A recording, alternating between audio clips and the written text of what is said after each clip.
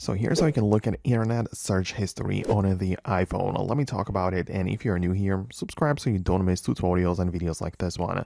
So of course you can check out the Safari web page or the browser that has been used on your device when you want to check like of course, the browsing history. So you're going to get inside of Safari, for example, at first. Then what I'm going to click on is the three dots next to the URL, right? So for example, if I'm on google.com, I'm going to click on the button next to it. Then go to the bookmarks right there. So I can go to tabs, but I'll go to the bookmarks and tap back. Perhaps, I mean, it depends on where I am, but I would just want to get to the main page right here so I can switch between the bookmarks to the reading list and also find the history. So history is indicated by the clock icon right there, and you'll be able to browse the like this morning, this like today, yesterday, and it's going to be like sorted this way. So you'll be able to go back in time and check out the history like so.